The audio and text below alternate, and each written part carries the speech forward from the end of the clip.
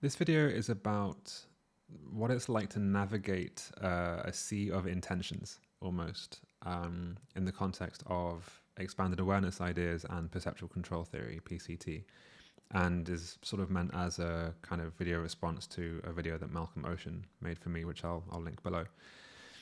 So, intention is, for me, the idea that I might create a certain state in the world. It's, I intend to make a cup of tea, I intend to make a video, I intend to create a state that is not the way the world currently is. And in perceptual control theory, this would be like a reference signal. So I intend for the reference signal to look like this, my current signal perceptions look like this, and I want to close the gap between those two perceptions by taking action in the world.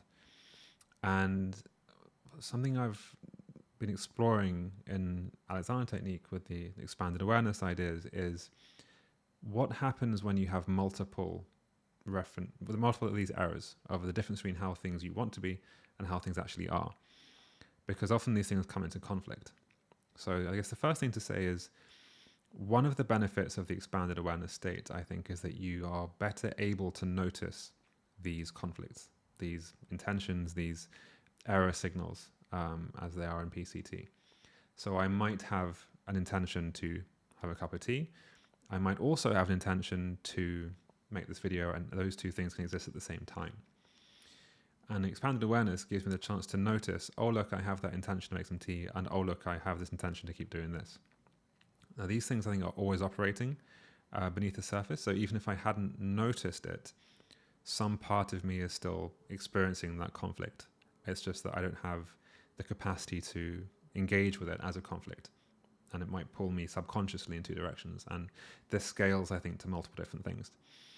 Malcolm mentioned that on his days off he needs to start with a completely blank slate in terms of browser tabs, for example. So whenever he opens his browser and all the tabs, each one of those tabs demonstrates an error message that needs to be resolved, an intention from the past, or it may still be alive now, that needs to be closed. So then what do you do with that? That's the question. First of all, noticing it is very helpful, I guess. So if you can notice how you have all these intentions, all these error signals, and each of them have a certain pull, so each one will collapse awareness down to the thing that needs to be resolved. This particular tab will have its own fragmented awareness collapses, as Malcolm put it, which I love. Then what do you do with that?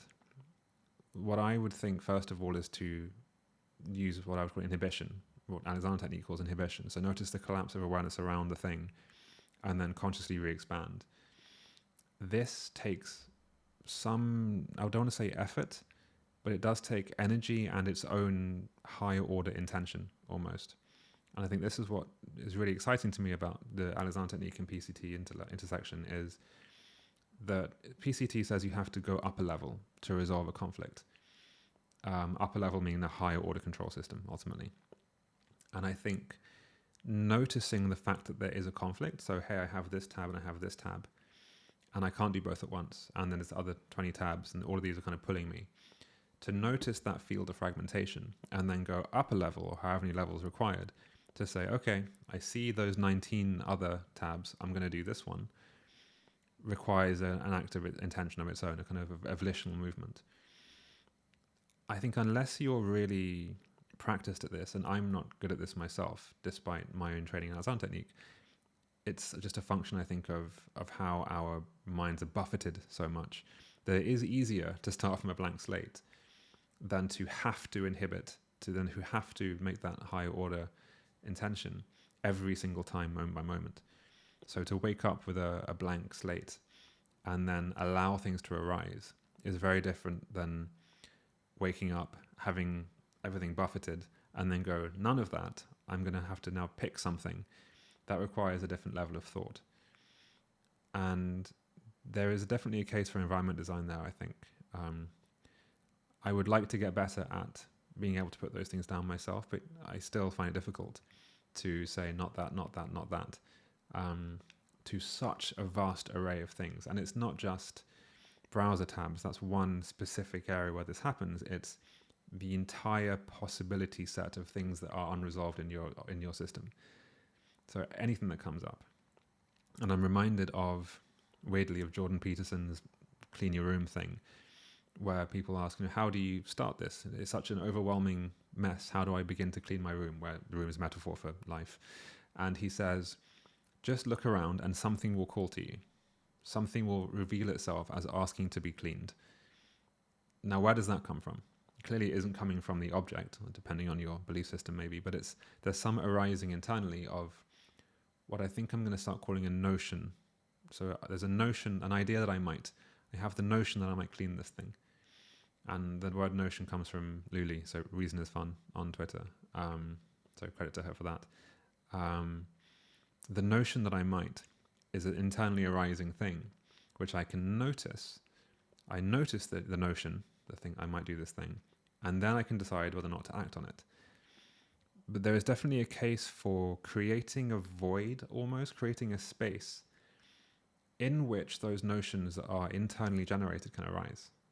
And that's something I think you can either globally inhibit all of your intentions. So say, I see all of these reference errors from PCT, all of these notions, and go no to all of them, and then allow something to arise. And that's actually something that is discussed in a book by J.G. Bennett called Creative Thinking, which is based on the work of Gurdjieff, which I'll talk about separately. I linked to I made a video before, I'll link to that, where you essentially just clear out everything. You said, yeah, all that stuff is there.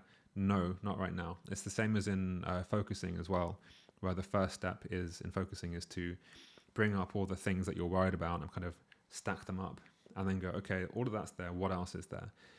It's that what else movement, I think, that opens up this space for notions. So I'm really excited about how these two practices can be combined. So the theory of PCT and the practice of Alexander technique can help people to have more control over their notions and what they act on, and resolving the conflicts between the two. One thing that I think is interesting from Alexander technique, which I won't go into in detail now, but it's just really interesting to me, is the idea of faulty sensory appreciation in Alexander technique, which is a tricky thing to talk about because a superficial reading basically says your feelings could be wrong. That's the kind of the first level take on that. So in lessons, in one-to-one lessons, you might point to someone and say, look, what are your hips doing right now? What's your pelvis doing? And they'll say, well, I'm perfectly vertical. I'm aligned. And you can see full well they're pushing their pelvis forwards. And when you adjust their pelvis back so it's actually aligned, they'll feel like they're being pulled backwards, because their habit has created a sense where it feels familiar. So their normal way of being feels familiar, but it's not correct. It's not mapping onto the world as it is, or whatever that means. So there's a job in Alexander technique to recondition, to recalibrate your sensing apparatus, so to speak, so that what you feel reflects what you could see in the mirror, ultimately. And what I want to get into with PCT is, what if the reference perception is wrong? What if the state that you want to get to, the perception you want to have, isn't in fact representative of how the world would be in that case? If your reference perception wants to be, I want to be upright and have good posture, but to meet that reference perception, you are doing things that aren't in fact good posture, there's an issue there. So something I want to explore another time, but I'm just excited to explore these intersections. And yeah, thank you to Malcolm for prodding me with that video. I'll link below if you want to go watch that. But this is a really interesting area of exploration, and I'm excited to dig into it.